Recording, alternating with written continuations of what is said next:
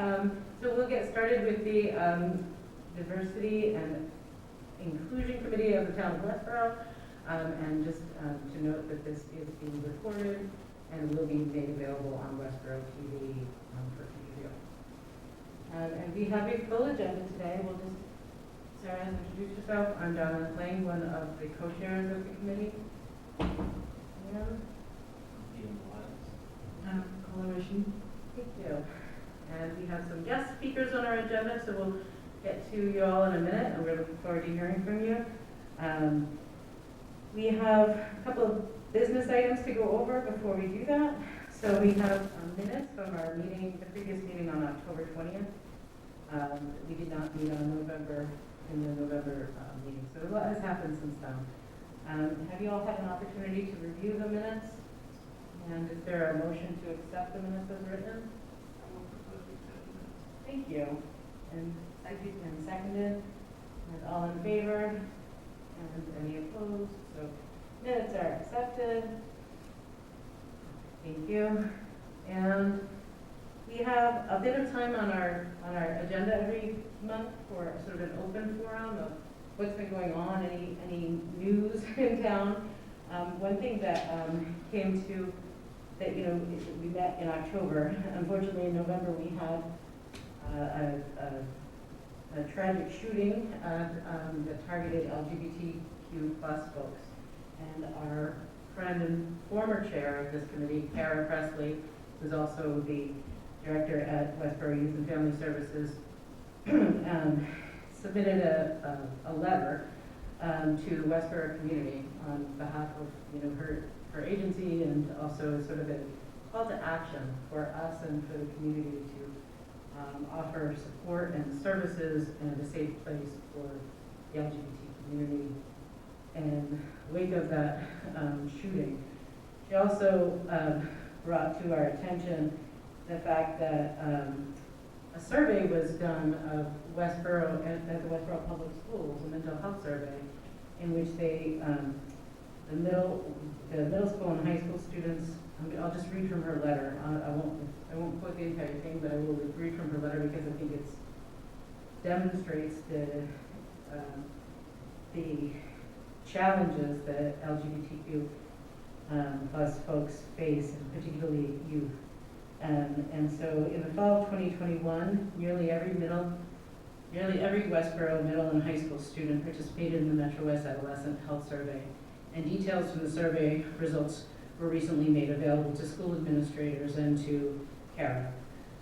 On the anonymous survey, students had the opportunity to disclose their identities related to sexual orientation and gender identity, and 20% of Westborough students in grades 7 through 12 self-identified as part of the LGBTQ plus community.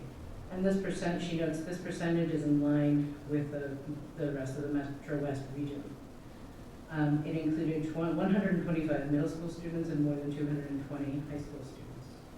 On this survey, LGBTQ plus students at Westborough High School reported depressive symptoms 2.5 times that of their straight or cisgender classmates, while Gibbons Middle School LGBTQ plus students reported depression at 3.5 times more than their peers.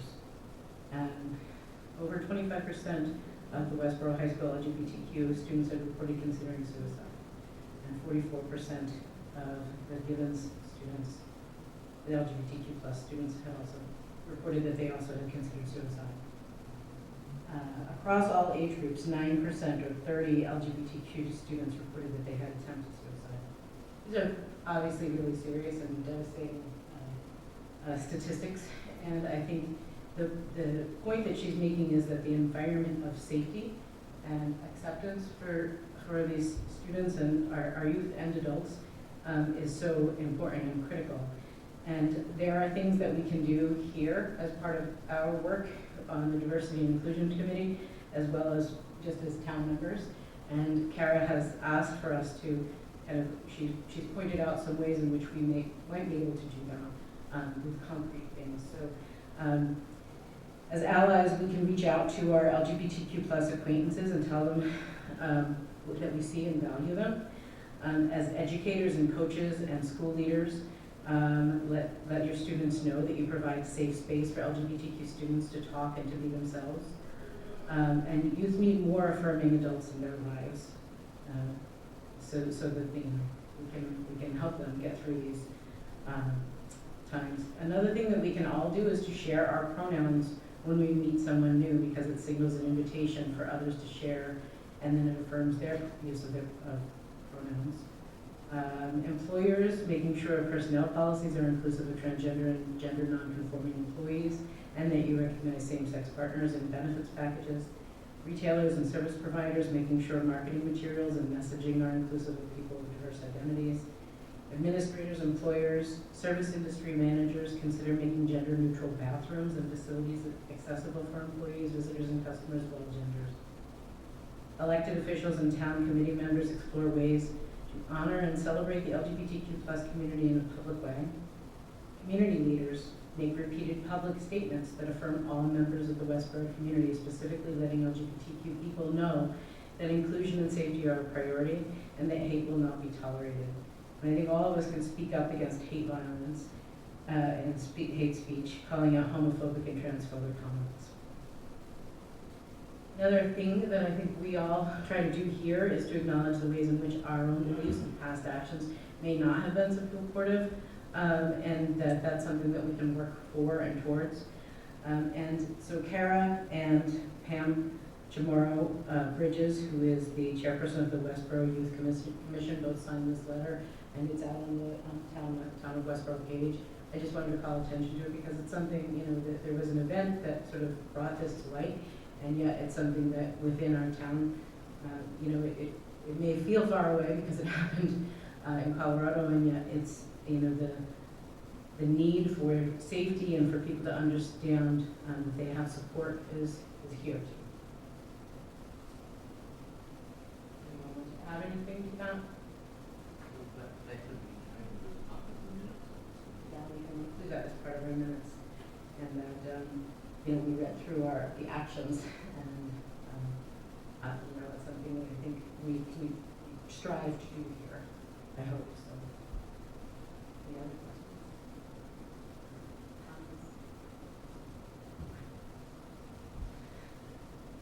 So that was an event that unfortunately happened in November, and I think that we're still feeling. There were also some other events that happened over the last, town-wide events that were specific. We had a town-wide meeting, a second meeting to talk through the library expansion and updating. There were many people involved in that. I think the outcome, was, I think the benefit is that there were so many people who became more involved in town meeting, and that where it was an accessible childcare provided, and so I think that any additional participation in town meeting is a helpful thing.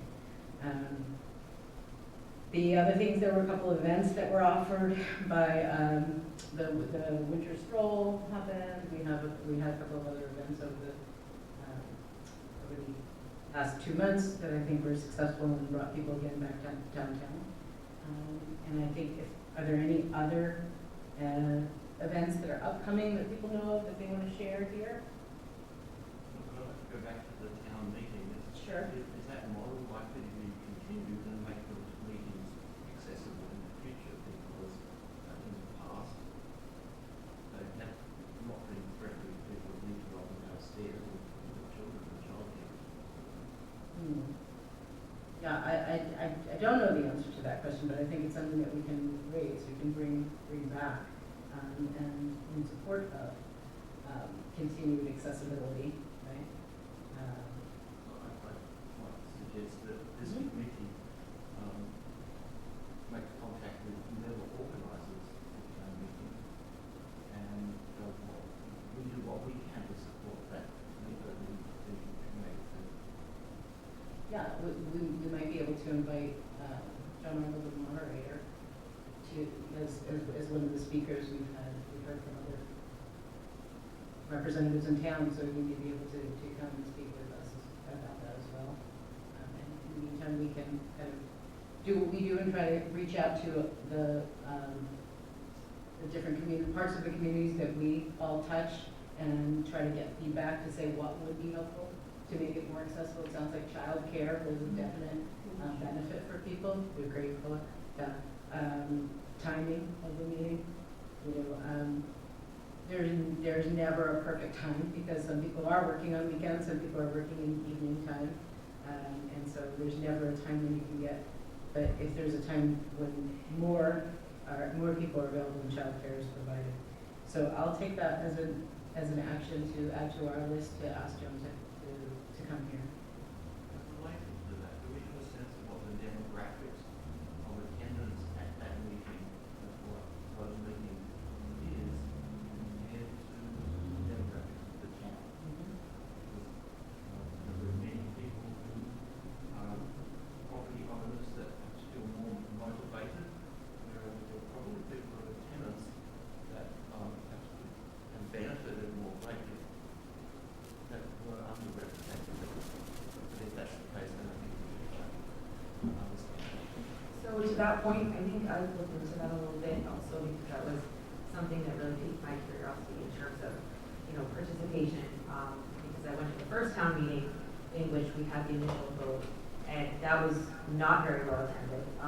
Well, no, I want to take that back. It was very well attended, but for those of you who were there, you saw the library vote happen, and then everybody sort of rushed out, similar to what happened at the previous meeting.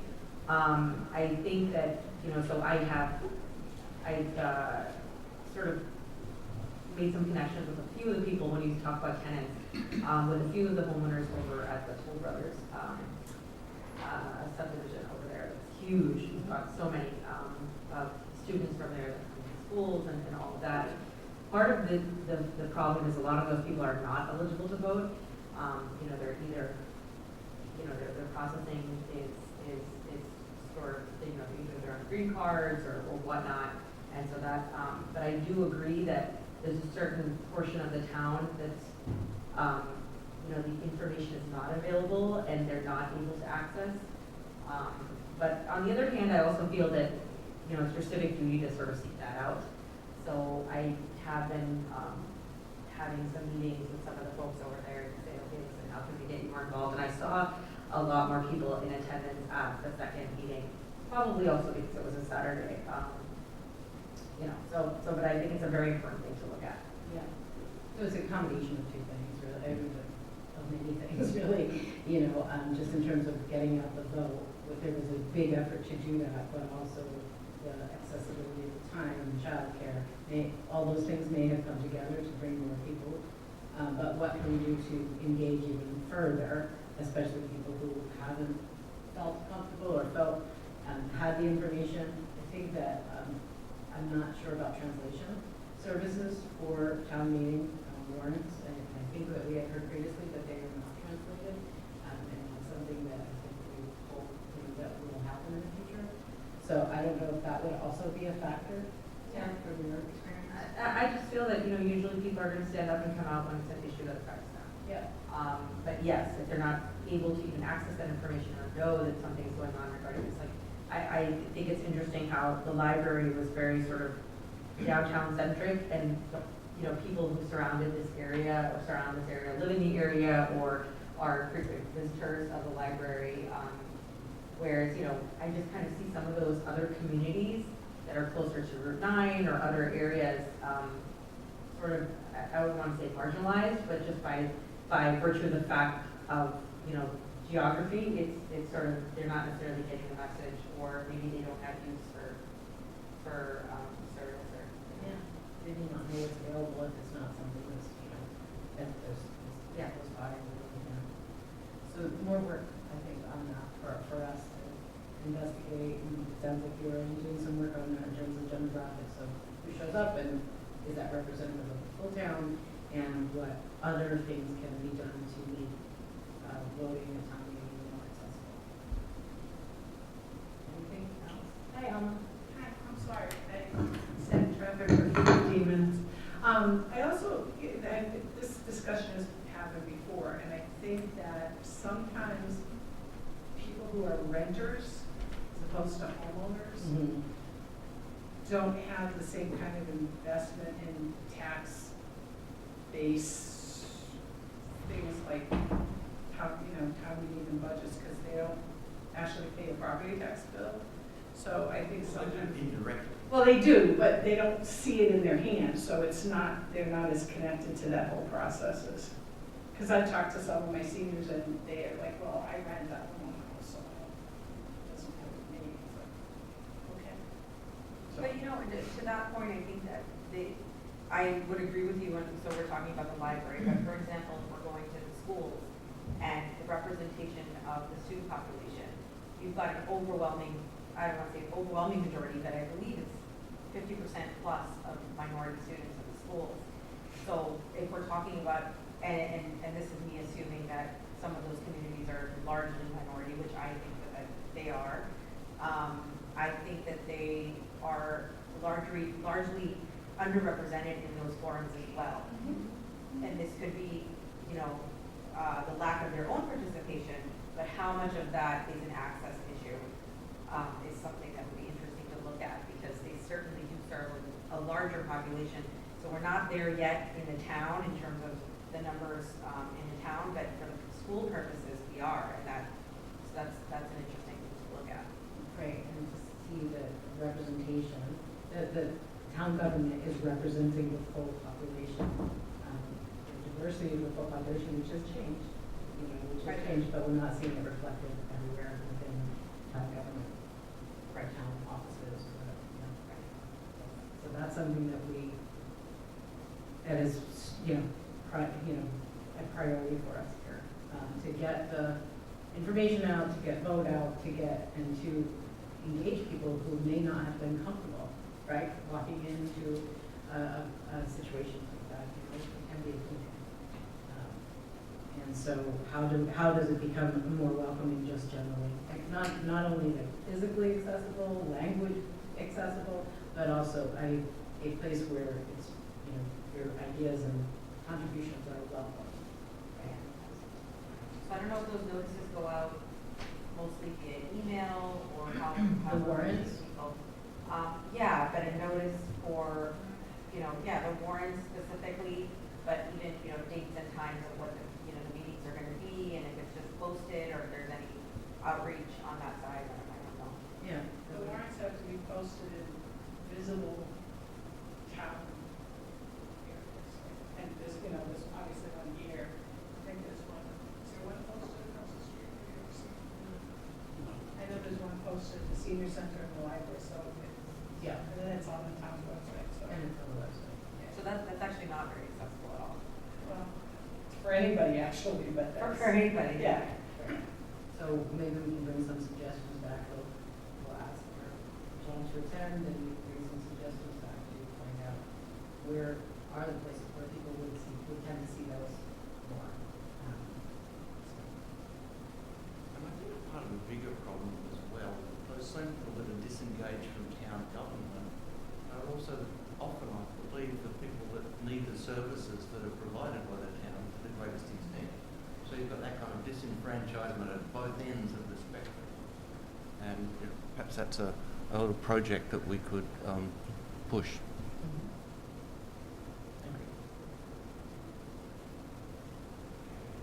Anything further on general accessibility and as it pertains to the library, the most recent town meeting? And so I think that kind of closes us out on the open forum, and we have some speakers that are scheduled. So Mr. Leonardo from the Disability Commission and Inspection Services, welcome. Sure. Thank you for having me. My name is Fred Leonardo, Community Development Director for the town. I've been asked to talk to you about the Commission on Disability. Let me back up a little bit and talk about the history very briefly, if I may, and kind of how we formed it and why we formed it. I had the pleasure of serving with, as a technical advisor, the Commission on Disability in the town of Lexington. I did that for a little over 3 years before I came to Westborough. That was a very well-established commission. We came into Westborough. One of the things I was tasked to work on, along with being your ADA coordinator for the town, was a study, if you will, that was done by a third party that looked at all the municipal buildings and the lack of, or what was needed for ADA compliance. So the town got some grant money and did that for all the buildings. As an outgrowth of that, it was decided that it would be a good idea to start a commission on disability for the town of Westborough. So that commission was established. It's been meeting for just about a year. Their first meeting was January of '22. It's a 7-member board. It also helps with, if you want to establish some grant money through a couple of different organizations, one of them being the Mass Office of Disability. It's helpful to have a commission on disabilities. So that board was fashioned, as I said, just about a year ago. It's made up of 7 members. Up until recently, I only had 6, but they've just added the 7th member. That member actually hasn't even been to a meeting yet. Hopefully the next meeting they'll be there. So it's made up of, I'm not actually on the commission. It's made up of the assistant building commissioner. Bill Heslett is actually a voting member. He's on the commission. There is one member that has a family member that has a disability, and the other members have some form of disability that are on the commission. Routinely, the commission meets to go over various projects. One of the things they're looking at now, there was somebody had come forward to me with not really a complaint, but a question, an issue about downtown parking. And the question became, there is no designated parking for municipal spots, which is a very interesting question. So that's one of the topics that's going to be brought forward, hopefully, to the Commission on Disability.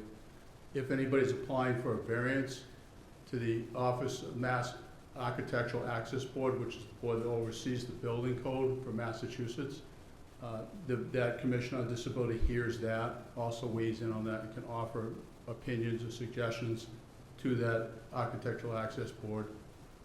And they do various things like that. You mentioned the library.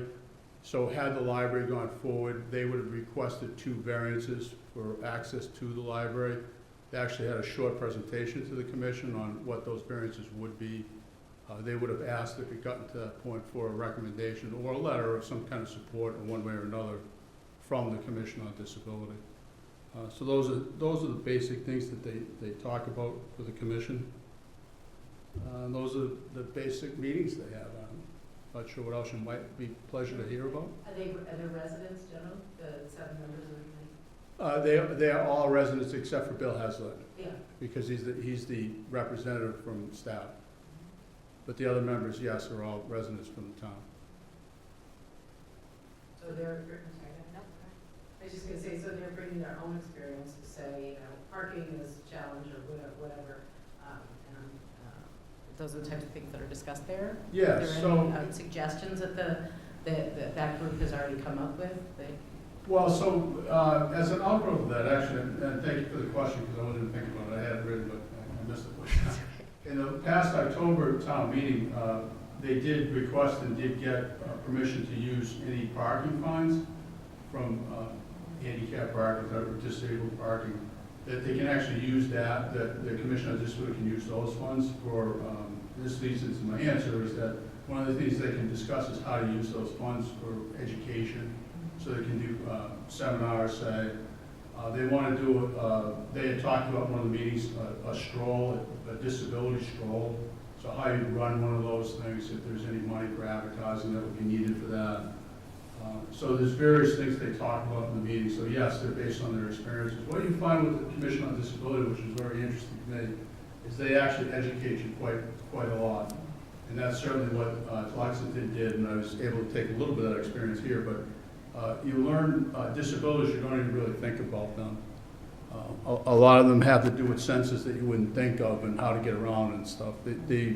Our particular chair happens to have a mobility disability, I can't even say it right, but a lot of them, you wouldn't recognize that the people have the disability of any sort. A lot of times it could be visual, hearing, those type of impairments, we don't even really think about that, and that's when the commission, they kind of educate you on that those different disabilities exist, and they're not really recognized. Everybody thinks of a disability, they think of a person in a wheelchair, but it's far beyond that. So yes, to answer your question, I guess succinctly, is that they do bring their personal experiences to this, and their family members whatever disabilities they may have and experience that one. So I guess it was a question more so I was asking. So when you were talking about the question that was raised as to the fact that there's no handicap accessible parking for municipal buildings, so that's across the board?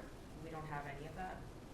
So, again, interestingly enough, we haven't discussed it with the commission yet, but the Mass Office of Disability offered some suggestions on that. So there are ways to, it's more of, I don't want to say suggestions. So when you have a parking lot, both the ADA, which is the federal regulation, and the state regulation, which is Architectural Access Board, have requirements. So albeit the requirements are slightly different, there's a mandated number of spots. So if you have 100 parking spots, you can automatically say how many have to be designated for accessibility. When it comes to on-street parking, there's no, what I'm understanding is there's no specific requirement. There's some suggestions and ways you can follow that. And what the Mass Office on Disability was able to offer is that one of the people that run or are well organized in that field gave me some suggestions that I'll pass on to the commission. And there's basic locations downtown that they can do. There was a couple criteria you could use. It would depend on whether you were establishing or redoing the parking as opposed to if it's existing parking. So that's one of the things we hopefully will address through the commission. And then ultimately, the commission would offer a suggestion to the select board to see if those changes could be implemented. So, yes, there are some things you can do, but there's no real requirement as opposed to a parking lot that has specific requirements. So we don't have any street parking either that's designated? We don't have anything that's designated on the street, no. Because I have seen many towns where if you go to the municipal buildings on the street parking, they'll have a couple, so, okay. That's exactly correct. So that was what was offered, is that there's preferred areas you would do the signage. But again, we haven't gone through that process. And it's an industry process because that would be the first step, is to talk to the commission, have the chair of the commission with a vote from the members to offer an opinion.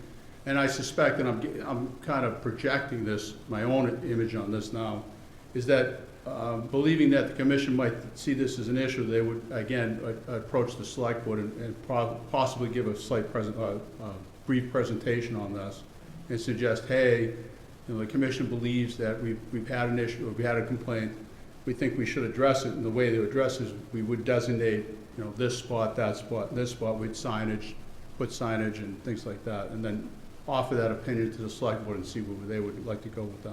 There were spots up in front of this building. There may have been. I don't recall that there were. Some of that. I remember the. Some of that may have been lost in the shuffle when they redid this building, because I'm assuming the sidewalk and I think the alleyway between the buildings was redone at some point. There was some bollards put up, so it's possible that we may have kind of lost that designation at some point. They haven't been recaptured. No, because you used to be able to drive through the alley. Correct. You can't, but I believe it was like the 2 spots That's what I want to say. on this end of the, Right in front. yeah. And Well, even so that- across the street, I want to say, but I don't know.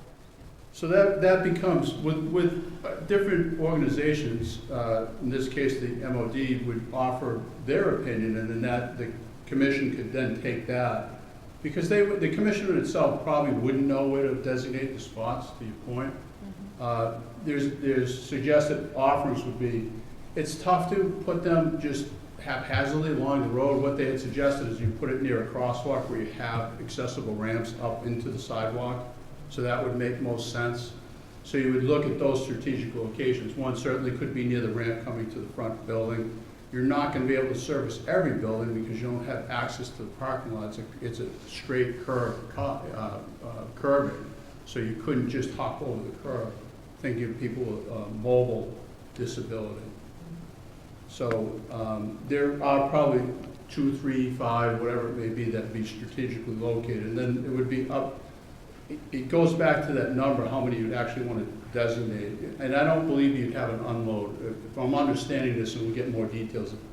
With a typical code required spot, it has to be so wide and there has to be an unload zone, and there's a difference between a van accessible spot as opposed to just a ordinary spot for accessibility.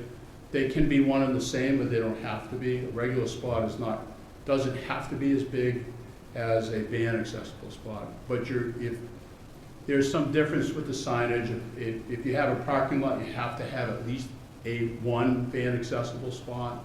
So if you only have one spot, it has to be van accessible. So we're really getting into kind of the nuts and the bolts of Right. parking spots, but I'm sure you didn't really want to know about that one. No, actually, I find it quite interesting. Yeah, I think to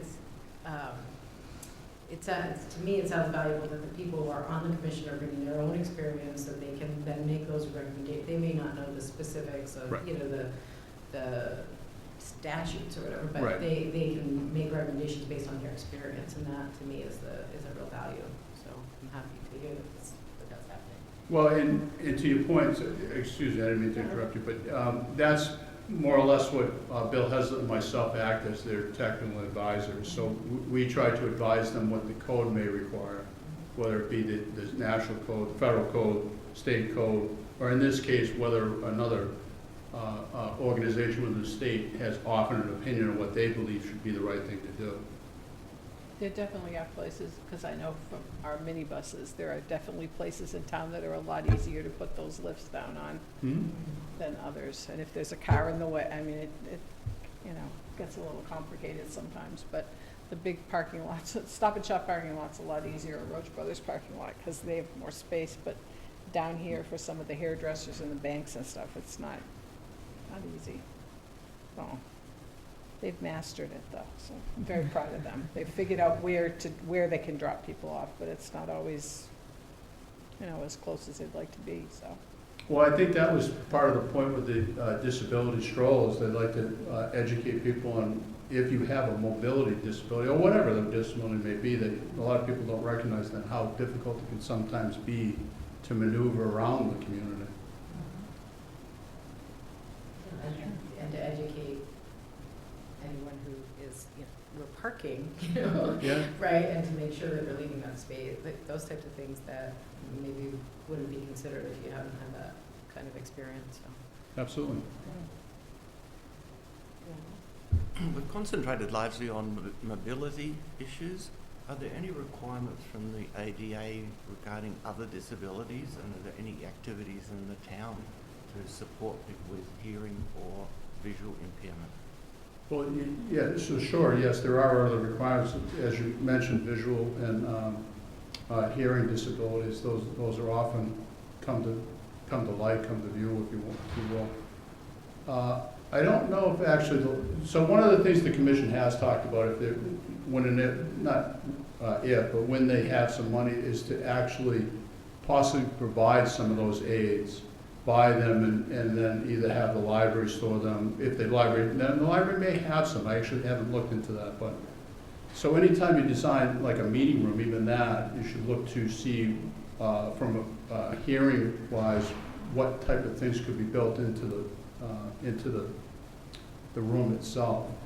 And I don't know that as a town we've done a great job at doing that in the past, because there's different devices you can use for hearing. And I don't know what those are. I've heard them, but I'm not an expert on that field, certainly. And same way with visual. So one of the things that has come out, and it hasn't with this commission, but certainly they talked about it in Lexington, was even voting in voting apparatus. They sometimes reverse the screen, so instead of having like a white background, you'd have a black background with white lettering, so those goes into visual. So those type of things, yes, the commission has talked about, and that someday they hope to have that being one of the things they can use the money for, is to actually purchase devices for the town for those various disabilities. I know the town of Milford has audible alarms on their, obviously downtown Milford's a little different than this, but for the sidewalk, for the crossing. Yes. So when they push the button and there's an alarm that goes off. Well, So that's that interesting. People who are blind can hear it, even Right. though they can't see that the thing's flashing for them to walk. Yeah, actually, and I don't know that we have them in town, but if you look at some of the newer crosswalks, to Elmer's point, is that they actually have a voice to those as well. So you can hear the voice. cross now, don't cross now, that type of thing. And those would go to the auditory, obviously. So one of the things that we talked about in this committee is kind of putting together a list of questions to maybe think about for, as we go forward with the master plan and things like along those lines to think about. And I think the work that this commission of residents is doing kind of is something that maybe we can also kind of check in with them to say, like, how are they provide, how are, we gathering their opinions and their experiences as we move forward, whether it's building or as you're saying, meeting room space, things along those lines. And I'm happy to hear that this exists and that that their opinions are getting included in all of that planning. So Yeah. yeah, it's great. Thank you. Great. There's one other point, if I may, Sure. which has nothing to do with what I've just been speaking of. I know you've heard from Zach Bonner, the Economic Development Coordinator. He has just, as of today, actually had kind of the kickoff with the Women and Minority group that's doing this, helping us with that program. So you should be hearing more on that in the near future too. I know he's talked to you about that, so Yeah. I just want to kind of update you on that too. That's great. Great, thank you. All right, great. Any other questions? Great, thank you Thank so you much for your for being time. here. That's great. Thank you. And Ms. Graham, joining us from the library. Thank you. Hello. Hi. So bear with me for just a minute because I do have a PowerPoint.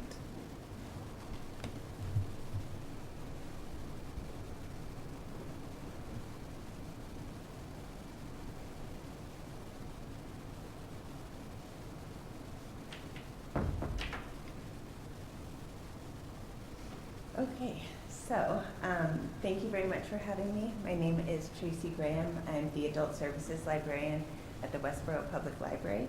I've been working there since June, so I'm still somewhat new to my position, but it's been exciting to meet different people and have the opportunity to come before you.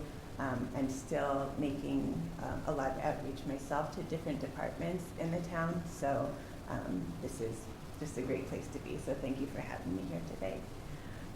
You have my information up here, but again, I'm the Adult Services Librarian at the Westborough Public Library, which means that I deal pretty much with any sorts of programming or materials for people who are more or less 16 years of age or above. And I'm having a lot of fun figuring out what the town might need. But I'm happy today to talk about some of the programs that the entire library is doing and then also some of the outreach that we're doing. So one of the things that we're particularly proud about at the library is that we do programs for everyone, no matter what their age is. So we do have a children's, teen, and adult department. Any of the programs that we put on are free, they're no charge, and they're for Massachusetts residents. So whether you're from our town, whether you're a resident here or not, you are welcome to come in and take part. We have lots of ongoing programs, again, for people of all ages. We have story times, we have homework help, which is one of the newer programs that we're excited about. That is for kids by teens. So that is where not just the staff is involved, but we're also able to get members of the community involved in what we're doing and helping one another. The pond program is specifically for students who are at the Mill Pond School. So those are crafts, STEM, different sorts of programs for that age group. We have the WAVE program, which is for the teen department. That's an opportunity, again, for students who are in ages or grades 6 to 12 to take part in community service at the library. So again, trying to get people involved at all ages. And then we have different sorts of things for adults. We have book clubs, meditation, tech help, and those are both virtual and in-person programs. We have lots of one-time programs or programs that will happen at specific times of the year. So we have musicians and lecturers. We have people from the Westborough Historical Commission or Society who come through and give presentations to us. We recently had some chocolate tastings and a visit from Mrs. Claus to celebrate the holiday season. We have some upcoming programs like coding classes. And earlier this year, for the first time, we took part in Welcoming Week, which I was really excited about. That is actually an international program that is essentially geared to making everyone in your community feel welcome, particularly people who are refugees or immigrants.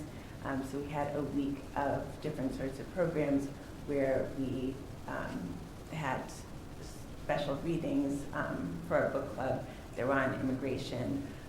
We just did lots of different things to try to make people, no matter where they're from, feel welcome.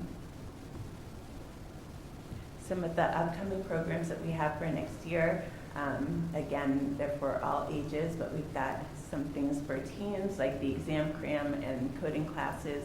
So those are things that we hope are both helpful and timely. The Valentine Gram, which is something that will be run by the teen group, and that's for anyone in the community to get a Valentine, so to make their day in February. We will have a midday matinee showing The Crown. That's for anyone who just wants to catch up on the season, who doesn't have Netflix, who doesn't have streaming services. They can come to the library during the day and watch it. And conversation circles as well. We're excited to bring that back. So that will be for people, not formal ESL classes, but for people who want to come and practice their English. They'll have the opportunity to do that in a hopefully low stress setting. And they'll be able to talk about different topics at each meeting to be able to practice. And I'm particularly excited about the job search help as well. That will be a virtual program for those who are 55 plus. Because we do list so much on our website, this is our homepage. You can see up in the right-hand corner, I have it circled, the events. I don't want to spend too much more time on the events themselves. Folks can go onto our website if they have the opportunity, and they will be able to see what's coming up for each month. Also, all the things that have happened in the past. And if they click on a particular event, they will see the description of where it is, when it is, and if they need to register or not. I would like to spend some time on the outreach and delivery that we do, because I think that's a particularly exciting program that we have that a lot of people may not know about and that I think is very valuable. Anyone who works at the library essentially does outreach, whether it's the assistant director or the director, or any of the librarians, teen department.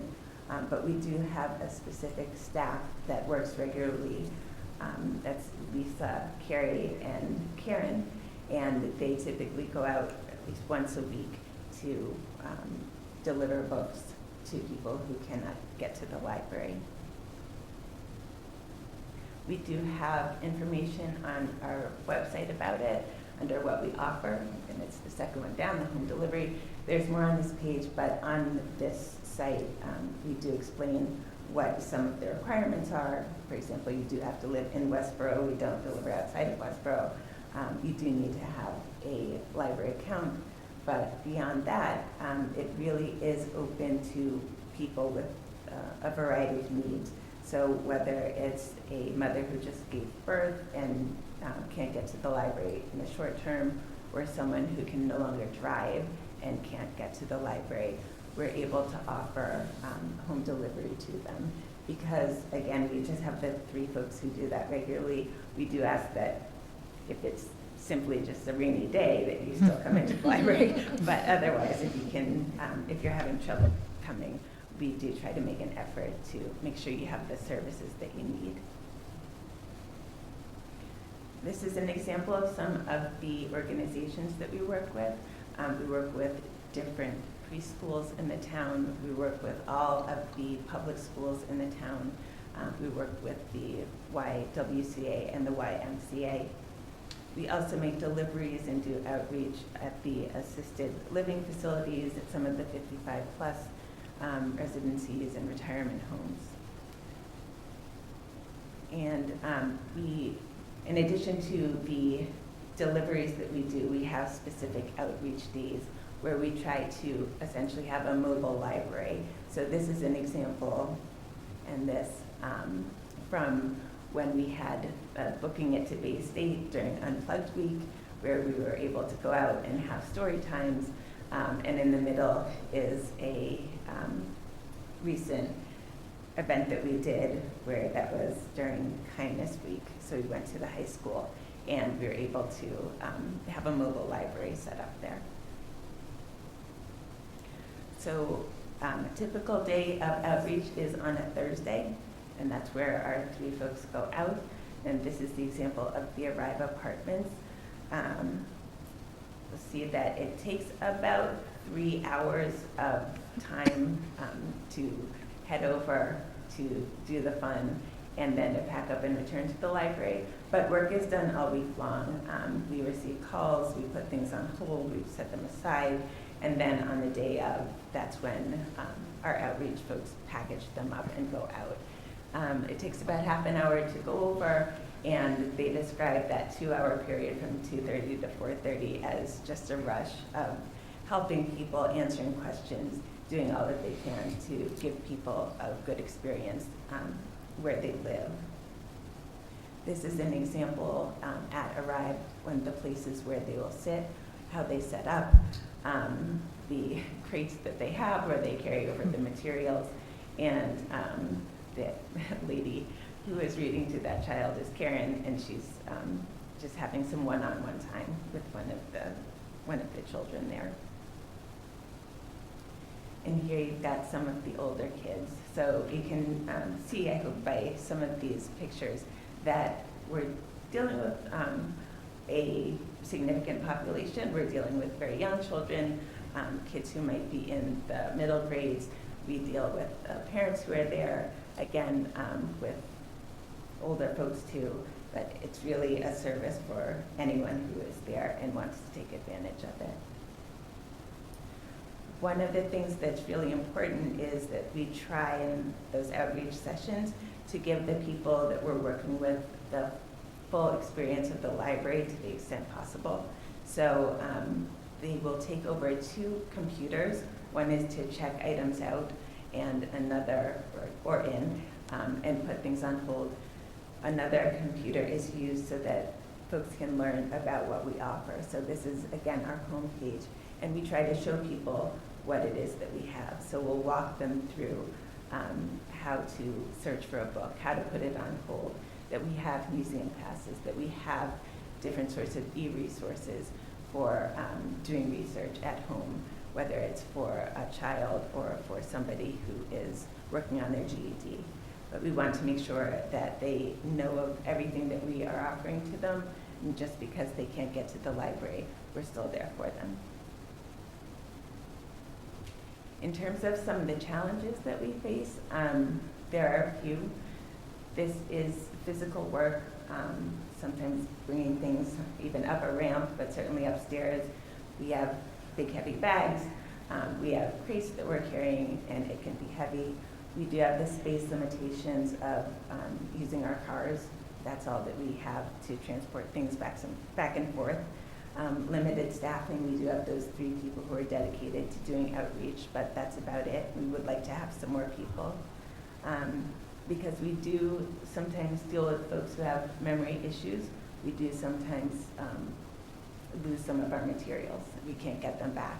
So there is some financial cost. It's certainly not enough to keep us from doing what we do, but we do sometimes have to replace some of our materials, and of course some gets damaged. And then it's identifying those who need us. We do have specific places where we do go, but we know that there are pockets that we're missing, and we definitely want to know what those are. So figuring out who those folks are is very important to us. In terms of the challenges that some of these places face, they may have changes in their location. So for example, Arrive, they were meeting in one spot, and they moved to another. And it took some time to sort of rebuild the following that the library had, just because they moved from one room to another. So some of the smallest things may cause problems and changes in our outreach. If there is any staff turnover at these locations, again, it can take weeks or even months to reestablish delivery at these locations. We may have a lack of engagement where we're reaching out to staff members to try to set something up, and it can take weeks or months to do that. And then in terms of unrealistic expectations, in some cases there are folks who hope for us to put together an entire program just for their location, which unfortunately we can't do. If we have a big program, it is likely to just be at the library, and it's unlikely because of cost that we would be able to replicate it.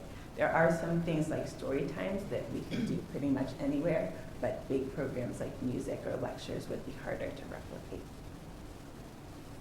We do have some plans, and there's some potential for expansion. Again, those monthly story times may happen at the Y. I think they're also going to happen at the YWCA. Previously, prior to COVID, we had community readers like the fire chief and the police chief who did story times. We hope to bring those back. We are looking for more apartment complexes that we could go to. Plenty of pop-up library events like the ones that I mentioned before. We hope to do more. And then just through word of mouth. At the Arrive Apartments, one very nice thing is that the parents who take part in it have a Facebook page, and they let each other know when the library is coming. So something as simple as that can help to get the word out that we are coming and that they should come on down. One of the things that we would love to have, if we could, is a mobile library. The one that's there is, I believe, from the 80s.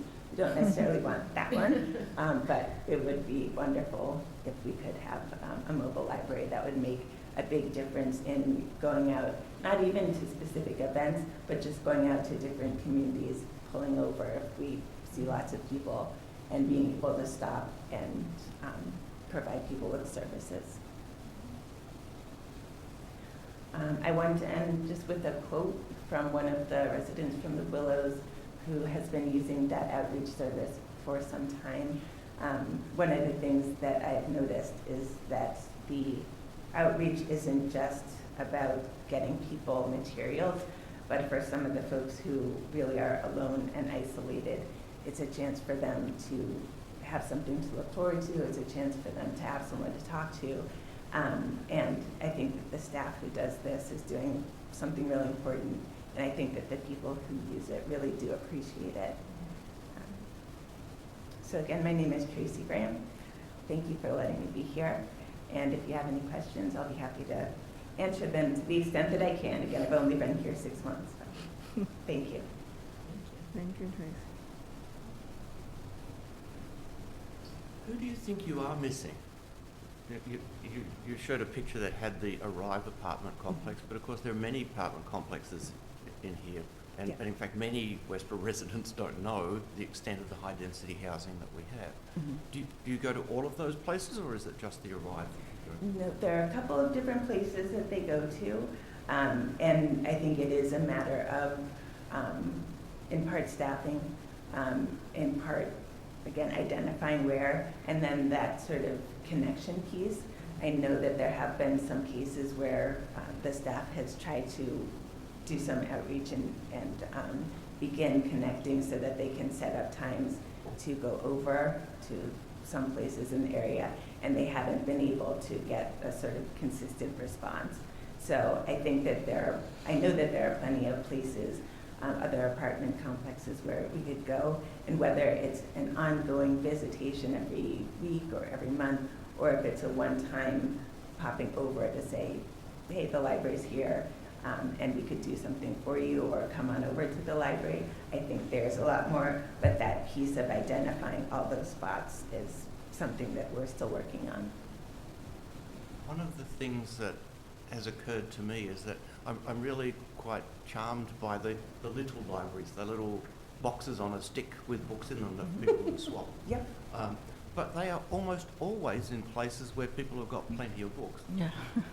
And I wondered if it might not be a good outreach solution for our library to put a little library with not just books, but with directions, invitations, and instructions, directions to the website, things like that, in areas where perhaps people... I know of people that live in apartments near me who've lived in this town for several years. They have children, and when I mentioned the fact that my daughter and I go to the library almost every week, they asked the question, oh, where is the library? Right? So there's some real work that can be done. I think it can be achieved fairly easily. And the little library steel idea is one I think that might work. Okay, yeah. I like that. I'm happy to bring that back. That's great. I do think, every now and then I will hear people say, oh, what's going on at the library? Oh, that happened? Oh, I would have liked to have gone. So I think that just in general, more outreach can be done. I think it's something that we're working on because in some ways I think we do rely on social media and an online presence. We do sometimes have press releases, and there are things that we put out into the newspapers, but I think as many different ways that we can reach people and as widely as we can, that can't hurt. Yeah, thank you. Do you have like an email list where you blast out the events that are happening? We do, yep. So we have, I think it's mostly, you have to sign up for it, but we do have different newsletters for the different departments, and that lets people know what's happening. Then on our Facebook page, on social media, we do also do blasts letting people know what's coming. So that, I think those are the two main ways that we alert people to what's going on. I don't know if there's anything beyond that. So, because I know like the Southborough Library, I have, I clearly became a member at some point, and I get emails from them almost every day. Well, this program is for today we're not doing it, or this is happening tomorrow, and this is, so it's more of, the newsletters are great because they sort of give you an overview of what's to come, but sometimes it's nice to have targeted emails about, what the event is that's happening this week or tomorrow, or just to sort of remind people. I don't know, because I find that interesting that I get so many emails from them, and it's kind of cool. I look at it, I'm like, oh, they're doing this event or they're doing that event, and it's nice. Okay, thank you. How much overlap is there between the public library and the school libraries and what they offer? And of course, the schools are just a wonderful place to target the audience that needs the services and perhaps might not hear about it by email or by website visitation or anything like that. Yeah. But obviously you don't cater to adults through the schools, but is there a way that perhaps that can be used to get to the adults whose kids are at the school? Mm-hmm.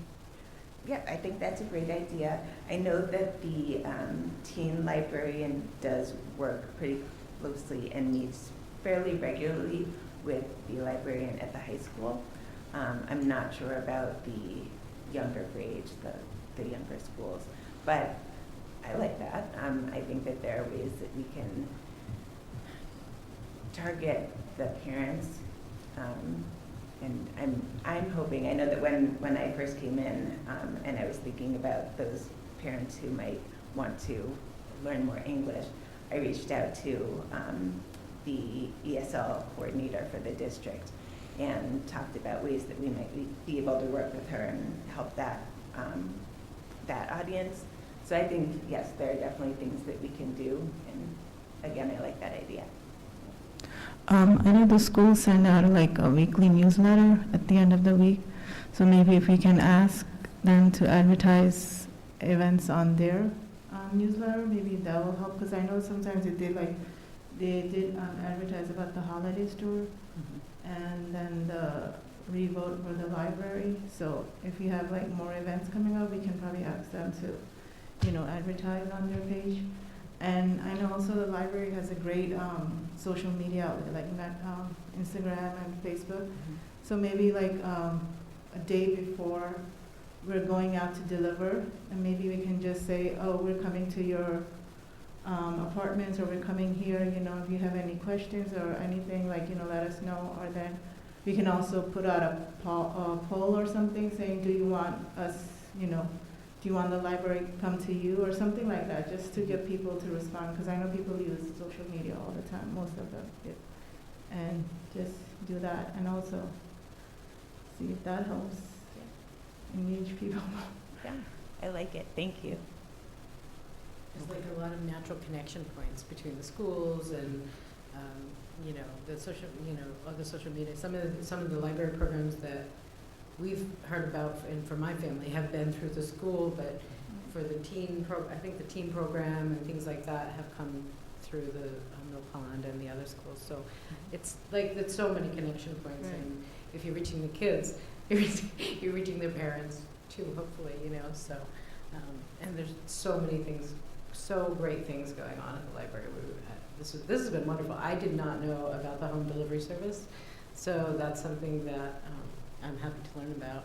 And I think I've been on the email list, but I'm gonna add myself to the email list, because every time we meet here, we always talk about what's coming up, so that's something else that we can do here to try to get the word out for any upcoming events that you have. Ian, I think you had something else. Did you want to? Yeah, I was just going to say, sort of, again, banging on about the school connection.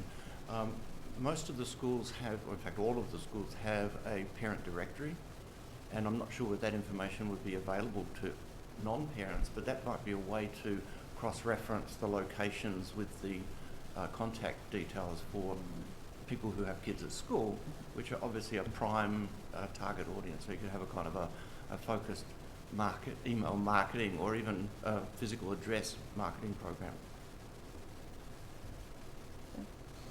That's great. Thank you. Thank you for your openness to suggestions too. I think you're doing amazing things in the library, and I'm so happy to hear about them. So thank you for that. And the website is jam-packed. Like, there's just something going on all the time. The cooking classes, I've been hearing about cooking classes, and then I saw some like pictures on Facebook. So I'm sorry I missed it.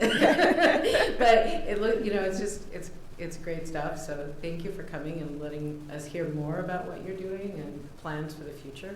And if there's anything that we here can continue to do to publicize that or make more connections, we're happy to do that. Great.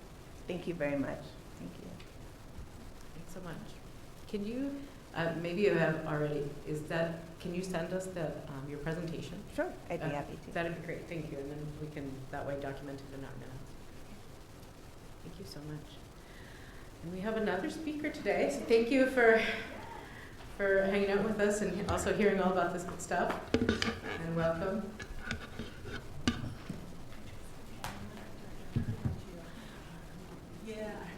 Let's go down the face. We'll connect. Hi. Thank you for having me. My name is Jen Kirkland. I'm the recreation director here in town. So I'm just here to talk to you about a little bit of our programs, our facilities, things that we do in our department, and happy to answer any questions you might have about what we do. So the recreation department strives to offer programs, activities, events, and facilities for the entire community. Some of our most popular programs include rec basketball. This is a basketball program for kids in grades pre-K all the way through 12th grade. It's a very robust program. There's over 500 kids that are involved in it. We also offer a middle school ski program in the winter, winter volleyball, summer camp style programs, a variety of STEM, robotics, art programs, sewing, horseback riding lessons, tennis, ice skating, and a variety of sports clinics over the summer. Those sports clinics are often run by varsity or Westborough High coaches and athletes, so that's always a great time, because it's great to see kids teaching kids, so that's always very popular. We say in the rec department, this is a place for you to come try something new that maybe you've never done before, especially things that if you go to a private club, we'll use tennis for example. It can be pretty expensive to just go try tennis, especially if you don't have the equipment. So here at the rec department, we try to offer things at a very low cost. Most of the time, you don't need to purchase any equipment up front, so it's a great place to try something new, and then if you like it, you can pursue it, at private clubs or other avenues. Our philosophy also is that everyone is welcome in rec. We don't care if you've never played tennis, have never done robotics, have never done art. It truly does not matter to us. We encourage you to try it out. You'll never be judged. You belong in our programs.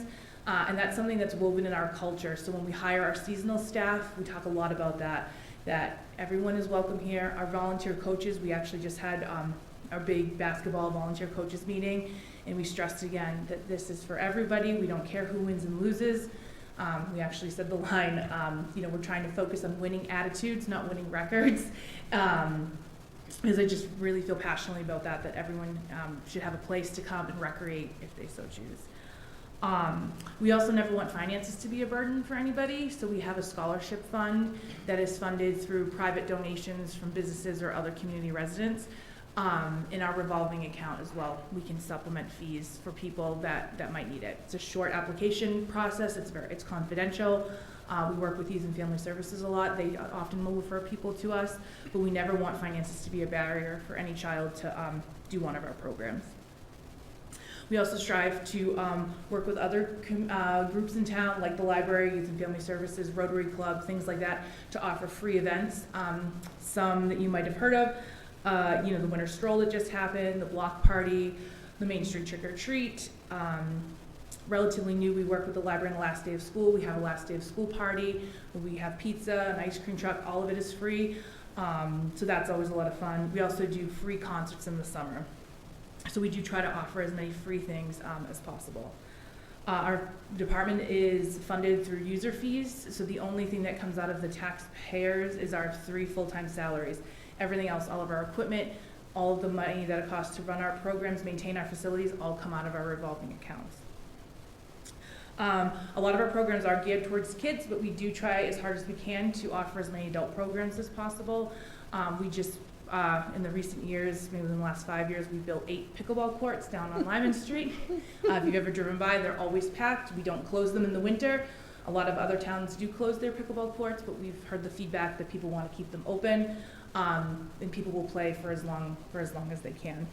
You can get a pickleball set in the room at the library, Yes, right? we've done a pickleball lesson at the library. Actually, someone, Nelson Ball, taught a free lesson, and there was over 50 people, I think, that signed up for it. So, other adult programs include yoga, tennis, volleyball, basketball, and golf. We're responsible for maintaining a lot of the facilities you see in town, all of the ball fields, the beach. We have 2 outdoor tennis courts. We have outdoor basketball courts, the pickleball courts. We have a cricket pitch in town. We're in the process of building another one. We had some residents and avid cricket players that the demand for cricket is just so high. So they came to our commission. Our commission is always open to hearing from the public. What do you need? We can't always guarantee that we'll have the money to do it. But in this case, we had the space, we were able to do it. So we're hoping that pitch is open in the spring, summer of 2024. And where is it? It's going to be over at Lyman Street at the State Hospital. So the one we have already is on at Hennessy Field. It's on Upton Road. And so this will be over kind of on the other side of town at State Hospital. The golf course is another big piece of our department that's relatively new. So we have Matt Griffith is the pro over there, and him and I share the same vision. We want to make golf accessible for everyone. We do offer memberships, but we also encourage people to come out and try it. Greens fee, very reasonable rates. We were awarded a grant for golf in schools. So this winter he'll be in the schools trying to promote the game of golf, just to try to make it more accessible for everyone. Again, it's just all of our programs, all of our philosophies. We want everything to be for everyone and give people the accessibility to try anything they want to try. I know the town planner was here recently discussing the master plan. One of the big goals for our department is a multi-generational community center. One of our biggest challenges is that we don't have our own indoor space. We work with the schools, but obviously we can't do programming during the day in the schools, and they have their own activities after school. So typically we're only able to get into the schools after 6, which can be a big challenge for us. So at a community center where we would have access to indoor space would just open up so many more doors for us. And just lastly, to touch on our outreach and communication, again, I echo what Tracy was saying, and I know I've heard it from other departments, you feel like you're like beating people over the head with all this information, but then people will say like, oh, I didn't know about the Main Street Trick or Treat. But we have our own website, as well as we're also represented on the municipal website. We have a pretty robust Facebook page.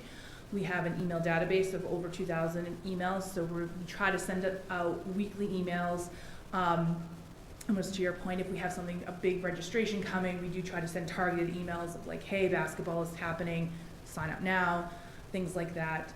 We do publish twice a year a brochure that gets mailed to every home in Westborough. And yeah, we just try to use whatever channels are available to try to get people to know who we are and know what we have going on, because there's a lot. But that's pretty much all I have, but happy to answer a question or.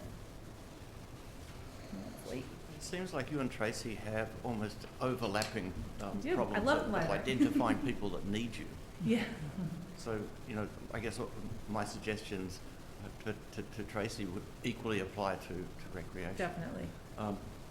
One of the things that I've noticed, though, when I was a kid growing up in a small town, the kids didn't need a recreation department. They had a ball and a bat and they went and played. Mm-hmm. Right? And fortunately here in Westborough we have almost that situation in some areas. So for example, in the apartment complex in Maybury Drive in behind the Italian restaurant there, there's always kids running around in the summer playing, unsupervised. Similarly at the Arrive apartment complex, there's kids running around playing. I wonder if that's a place that you can contribute by organising things, or disorganising things, having things, providing equipment and so forth for those kids to do things. Yeah, it's a really good idea. Something to certainly look into for sure. We sometimes staffing can be a bit of a challenge.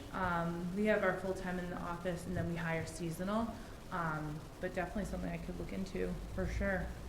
To just maybe have some staff person out there, maybe just to facilitate. And before we had done something like an open gym type of thing where we would do that. We would just put everything out and kids would come and typically play basketball, but we would encourage other games as well. So that's a good idea. And then sort of at the other end of the spectrum with the adults, for example, I tried really hard during the summer to set up a Westborough tennis challenge and connection organisation. There's a lot of interest amongst adults that have played or haven't played, but perhaps that's something the rec department could do in a kind of informal way, is just have a website where people can sign up and make their enthusiasm to play available to other people. Sure, definitely. I'd be interested in kind of exploring that for sure. It's a way to connect people, definitely. Yeah, I just have a comment that I think the rec department is doing a great job, because when I moved in here, that was the first website I visited to get my kids enrolled, to get to know everybody. So, and they're still playing now. They love the basketball. I know, the basketball We is, always, yeah. it's wild. So I think Very you guys good are basketball. It's very competitive. We try to keep it, especially as they get older, we have to remind them. It's fun first. Yeah, I Thank was you. actually I want to echo that. I mean, I really impressed with the work that you guys do. I know last year, I mean, my kids play basketball as well, but last year I did the badminton, which is like so popular for whatever reason, and it was great. It was really well organized, and actually I think that they're short on space. Like they could, Yeah, there were really so many people that sign up for Mhm. it that it gets full. Like this time I tried to sign up again and I couldn't get a spot. So. I know. And I don't know, sometimes people are like, really, it's full? And I'm like, no, really, we have 40 people. And it's hard because we have a volunteer that runs that for us as well. It's hard to know, but he's like, if everybody shows up and we take 50, it's just not worthwhile for everybody. So yeah. it is. Yeah, It's and great. I think that also speaks to your point about space, Yeah. because I do always notice that both of the sides of the court are available generally. However, I imagine it's the school restricting you from using the entire Right, space or yeah. whatever it is, or maybe it's the supplies, I'm not sure. Yeah, I think But, it could be a little bit of both. Supplies, I think we use all of the available nets for that one program. Yeah, Yeah. but no, all of them have been great. And I was really excited when I heard you presenting about, the state hospital and doing another pitch, because clearly it's what the residents want and what they need. And you were stating that the one on Upton Road is always packed, and there's always teams waiting and all of that, so that's great that there's so much participation. Yep, and it's all adults too. We're trying to really drive the youth cricket program, but that pitch is, it's all adult play, so, which is good, because it's hard to find things that adults really are into and want to do.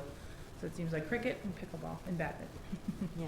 Those are the good. It's great, but they're good entry points, like, For sure, exactly. And I appreciate that there are like so many offerings, so if you have someone who's just not sure, let me just, let me just try it and see what sticks. And Yep. it's, there are just, it's amazing, Yep. the pamphlet that Thank you you. guys come out with every year, or every season, Twice. right? Yeah, like Yeah. fall and winter, spring and summer. Yeah, I mean, it's impressive Thank what you. you're offering. So, and anything that we can do here to, again, get the word out or to make connection points across different town committees or town offices, we're happy It was to do nice that you'd kind of do a overview of like what's coming up, so that'll be helpful. Yeah, I'll be definitely. sure to kind of go through Kim and, especially when we do our summer sign up, because that's one thing that we really, even just with basketball, I feel like we're pushing it so much and people show up after the deadline, and sometimes we try to accommodate, but then people are like, well, I didn't even know, and I'm like, we've been talking about this since August, so that's Yeah. just any avenue I can get to get the word out. So basketball's happening now. Now, and then the next big one will be spring and summer registration for like our camp style program. And those come out in Working on it now, so hopefully, it's crazy, earlier and earlier, people Yeah. are trying to get their summer plans, so hopefully that'll be finalized by the beginning of February. We usually do, registration towards the end of February. So we'll all keep an eye out for Yeah, that and make yep. announcements here. Yeah, that'd be great. Great. Thank you so much. Thank you so much. Thank you. Thank you. So many good things happening in Westborough. It's amazing, isn't it? It's great for us to hear all of this good stuff. Did you all have any other questions about that? It's good stuff. All right, I feel really fortunate that we've had so many really excellent speakers and people coming and presenting what's going on. And I feel like we have to kind of, what would be helpful is for us to sort of process and integrate, like how can we support and help, and also to go back to what we had talked about in terms of putting that lens together, how are the programs seeing accessibility and everything else through the lens of diversity and equity and inclusion. And I don't know that we don't have a lot of time to do that today. So I want to open it up to you all and find out what how should we go forward with that? Should we put that on top of the agenda for our next meeting and think through that?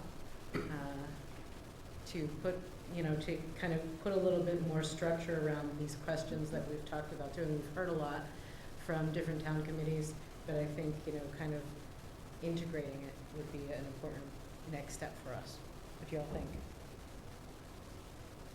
I agree. I think that what we need to do is have some sort of project to identify an area of overlap between these areas of town support, and to try to develop strategies that can connect people that need these things. Because these are all people that are offering services that, again, many people who could really use those services don't know about it. And I think that's something that we could contribute to. So, yeah, I agree. I think, and it will be actionable and something that we can sort of take on and do work, do the work.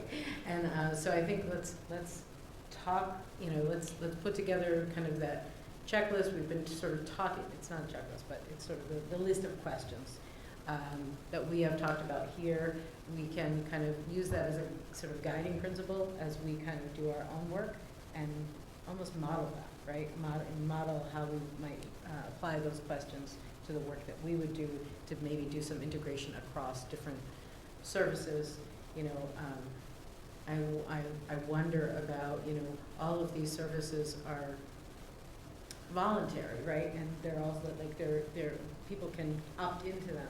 But then if they don't know about it, they can't opt into it, right? We need to sort of be able to also sort of push this out for a wider community. And then there are other services that are not necessarily, that are needed services, right? Like housing support or things along those lines that people might need, and where can they go to get access to that? Is that a source that the library can offer? Is it a source that we can put people in touch with? You know, does that make sense? So again, making kind of those connections across. We have all these amazing amenities. I see them as some amenities and benefits that we offer here in Westborough. And then there are also people who have a need for additional services, like support services, and where can we make those connection points as well? And a perhaps unexpected overlap as well. So we're talking about the service providers, identifying the people that could use those services. I'm also aligned with the Sustainable Westborough committee, and one of the things that we're doing there, and a building energy project that we have, is trying to identify people who are at most need of support in terms of the finances of making changes to make their houses or apartments more energy efficient. Yeah. Right? And there's a program there to try to identify those people, and those people are probably going to benefit more from these sort of services as well as from the sustainability committee's efforts. So there's another committee's activities that might overlap with what we're trying to do. Yeah, absolutely. I think there's all of these things are overlapping because everyone can benefit from library services, right? But then there are also people who are showing up for library services who may have, in the kind of words of the Disability Commissioner, there may be invisible needs that people are not sort of presenting, but they may be there, and how can we connect people to the right services for what they need in a place where they're coming to where they feel welcome, right? So I think there's excellent work going on already, and if we can help to make those additional connections, that I think is something that we can kind of put together a plan for next time when we get together. I think I'm aware that we're kind of coming up on our hour time today, so maybe we can put that on at the top of the agenda for next meeting.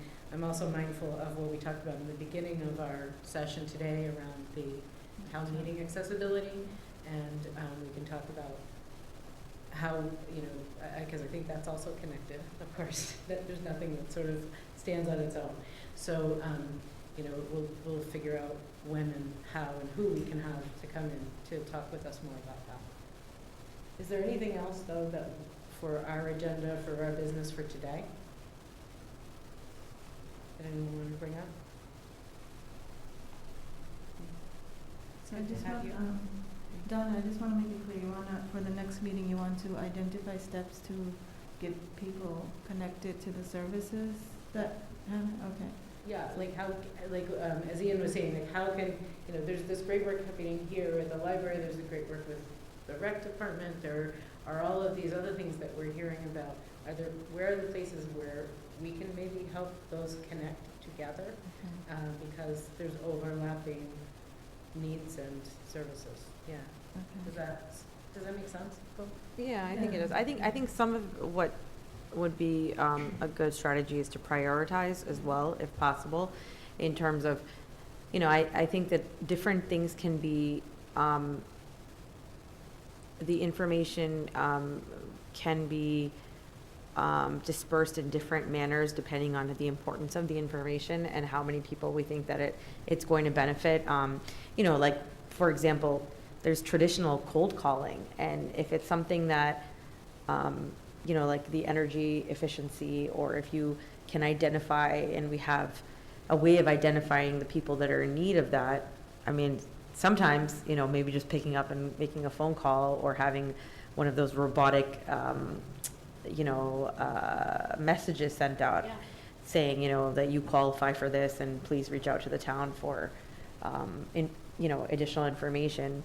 That's one way. And where we can leverage the schools, for different things. I think that's, I think one of the things I was going to suggest to the library also is, and I think she may have touched upon this, but potentially, collaborating with the schools or holding events at the schools, since we already know clearly from the library project that there's a lack of space to do certain things, but perhaps they could leverage the schools in that way, and that's engaging the library, engaging the students, and then sort of, targeting the parents as well. So different.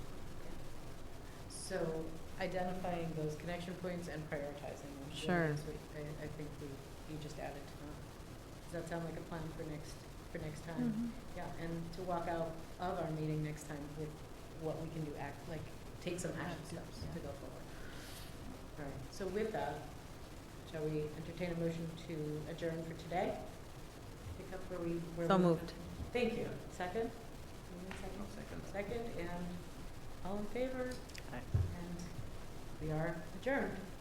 Thank you.